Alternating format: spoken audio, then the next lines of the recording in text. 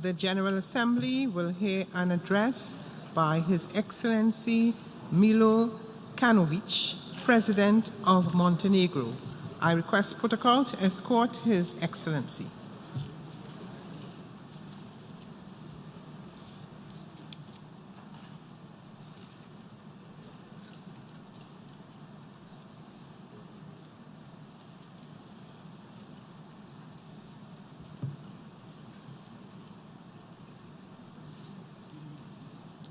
On behalf of the General Assembly, I have the honor to welcome to the United Nations His Excellency Milo Ðukanovic, President of Montenegro, and to invite him to address the Assembly.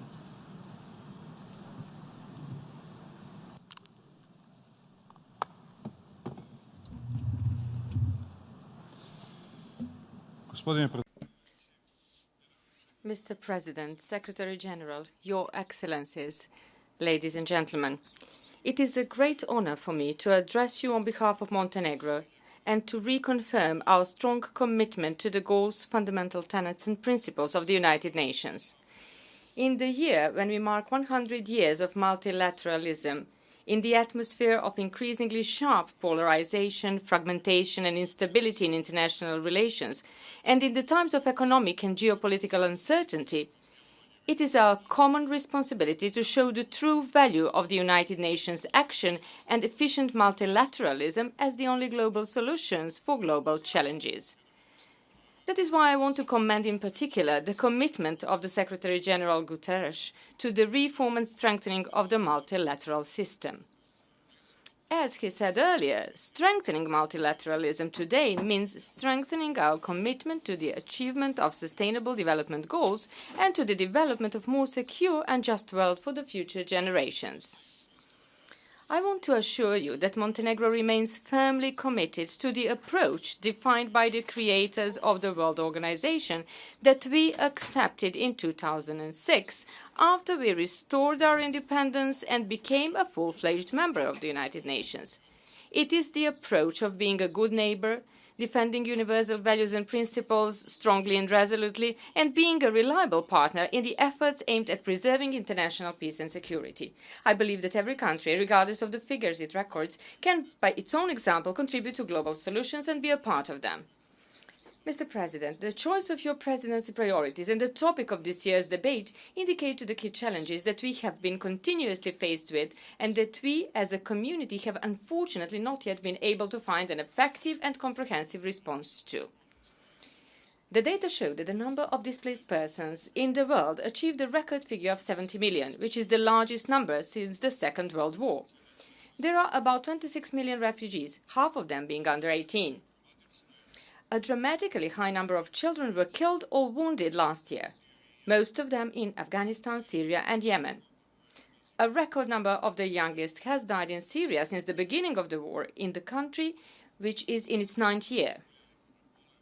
Data about the persons suffering from Ebola in the Democratic Republic of Congo show that children are also high on the list of the affected. And we could unfortunately provide a long list of devastating data from Libya, Somalia, Sahel region, persecuted Rohingya people, etc.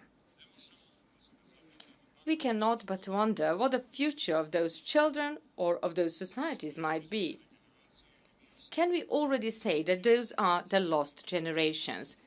Or can we still do something urgently and prevent that millions of children and the young around the world, deprived of fundamental rights and the opportunities to learn and get education, fall as victims of various traffickers, sex and gender-based violence, and become abused for political purposes or the worst forms of violence and violent extremism? The exceptional person, Kofi Annan, talked passionately about the immense transformative power of education. He emphasized always that education is the foundation of freedom, democracy and sustainable human development. We believe that by ensuring access to education, we are creating conditions for development of future leaders and drivers of social change for better and more secure societies.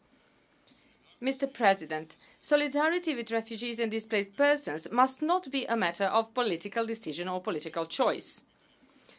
Above all, that is the matter of humanity. Montenegro claims this based on its own experience. During the wars in the territory of former Yugoslavia, Montenegro accepted a huge number of displaced persons. At a certain point, refugees made a fifth of our total population. More than 2 decades after the end of conflicts, Montenegro is still working with the countries from the region and with the support of the international community on seeking permanent solutions for those most affected by the war. A significant number of such persons remained in Montenegro. Integrated in Montenegrin society, they give an added value to our multi-ethnic harmony. I fully agree that the burden on the host countries is too heavy, but humanity has to urge us to show solidarity and willingness to share the burden in every situation. During the 90s, we in Montenegro did not have any dilemma about whether to accept those who left their homes under the threat of war. Today, the threats are multifold. People are running away not only from wars and persecution, but also from the consequences of global warming and natural disasters. I believe that our societies, particularly our communities in the Mediterranean and in Europe, will not allow our sea to become a tomb and a place of our civilization's collapse. There is no country in the world that can deal with the issues of migration and forced displacements alone. Any form of long-term instability would make all of us vulnerable. We need full implementation of the agreed global treaties for migration and refugees. Mr. President, this week's climate summit has shown that the existing high level of international activities is not sufficient for the achievement of the goals agreed within the Paris Climate Accord. I want to use this opportunity and commend and support from this place the initiative of the Secretary-General to accelerate the action, given how urgently we need to strengthen our global response and to undertake resolute and ambitious action to implement the undertaken international commitments. Initial results of the implementation of 2030 Agenda show that it is necessary to ensure that its transformative potential is focused on the improvement of the governance mechanisms and reforms of the existing development models.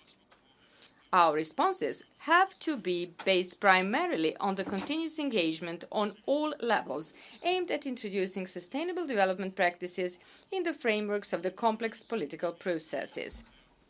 That is, on the continuous generation of new ideas and actions aimed at achieving the Sustainable Development Goals. Implementation of SDGs has to be based on the integrative nature of sustainable development policy. At the same time, objective analysis of the achievements is equally important both in the national and in the global context. Within the constraints of its own capacities, Montenegro will continue providing maximum support to the transformation of development based on accelerating the implementation of SDGs and targets, with a view to achieving continuous, inclusive and sustainable economic growth, protection of natural resources, improvement of human resources, and strengthening of social inclusion. We believe that in this way, we are strengthening the institutional system of our independent state and stable economy striving to make choices that will ensure long-term security. This has resulted already in our membership in NATO and in the ongoing process of integration into the European Union. Although we have recorded significant progress in the process of achieving the global goals, we need further efforts to reduce poverty risk in a more dramatic way and to eliminate disparities in regional development. We are aware that the basis for improvement of human rights lies in reducing inequalities. As a new member of the Economic and Social Council, Montenegro will commit to work on accelerating a comprehensive implementation of the key multilateral development treaties. Mr. President, an increasing number of conflicts and the growing threats to international peace and security demand changes in the global practices used so far and require a holistic and coordinated prevention-based approach within the UN system. Prevention of conflicts and focus on concerted efforts are particularly important for sustainable peace agenda. In that, we should not neglect the importance of the synergy between the Security Council and General Assembly and the important prevention capacity of the Human Rights Council. As an active participant in the work of the Human Rights Council, we are fully aware of its achievements and its contribution to the system for early warning and prevention of violence and mass atrocities. Unfortunately, we can see that these mechanisms are not used in the proper way. and that we keep repeating or risk repeating dangerous mistakes from not-so-distant past. Intensification of tensions and renewal of rhetoric from the Cold War era, cruelty of civic and regional conflicts, increase in the activities of armed non-state actors, increase in the spending for arms, as well as in the use of hybrid warfare instruments, call for exceptional caution and urgent return to the dialogue and restoration of trust between the key international relations stakeholders. Abandoning the Intermediate-Range Nuclear Forces Treaty brought us to the situation where we have to face the security issue that requires establishment of a strategic dialogue. The world without INF calls for taking responsibility and not for avoiding it. And the uncertainty regarding the preservation and full implementation of the Joint Comprehensive Plan of Action for the Iranian nuclear program raises additional serious concerns. Any spillover of conflicts, particularly in the Middle East, would contribute to the development of humanitarian and security crises that would have an impact on a wider region and global relations, being the source of additional insecurity and unpredictable consequences. Montenegro is firmly committed and determined to give an active and constructive contribution and to support collective efforts to preserve global peace and security. We will continue providing strong support to global efforts to control arms, to disarmament and non-proliferation, primarily also to the Secretary General's disarmament agenda. At the same time, Montenegro will continue its active participation in the UN, EU and NATO-led peace mission operations, being aware that only secure neighborhood can guarantee our security and prosperity. Mr. President, in the time where universal nature of human rights is being questioned, and we are faced with exhausting discussions about the relations of human rights and development and responsibility of the state to protect rights of its citizens, Montenegro remains permanently committed to democratic values and rule of law and to the fight against impunity for violations and abuses of human rights. We strongly believe that equality and non-discrimination are the values that we may never take for granted. They require permanent attention, struggle and willingness to respond to the challenges put by those who attach or jeopardize them in any way. We are warned by the increase of intolerance, xenophobia, racial and religious intolerance, hate speech and anti-Semitism. Improving and supporting integration of human rights and gender perspective in all aspects of the United Nations work and preserving universal nature and independence of human rights system remain our absolute priorities. We will continue providing particularly strong support to the efforts in prevention of sexual violence and abuse as one of the cruelest forms of violation of rights and denying of freedom and dignity, as well as to the implementation of the two agendas, the Women, Peace and Security Agenda and Youth Peace and Security Agenda. Mr. President, our vision of the future and human world relies on the strong and efficient organization that is up to the challenges of the new era and that is capable of adapting to new realities.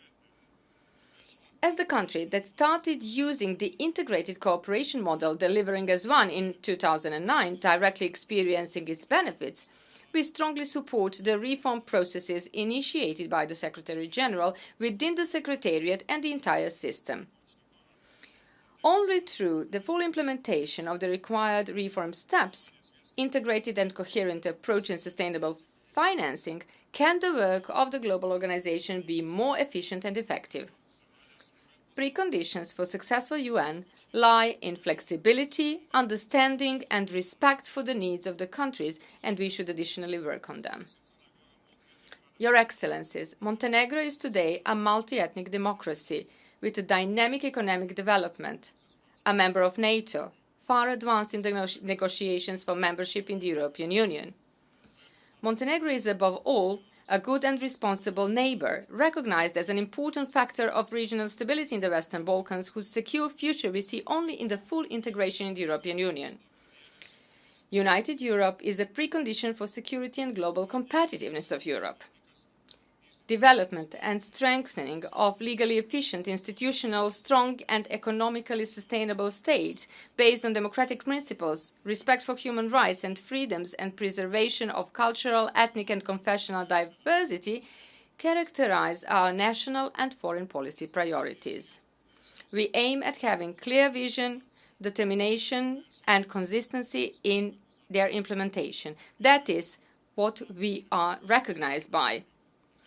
We believe that only if we are responsible to ourselves and if we act as a credible partner in the region, we can be reliable on the global level and act as a strong member of the international community. As such, Montenegro will continue providing an active contribution to the achievement of the United Nations goals. Thank you for your attention.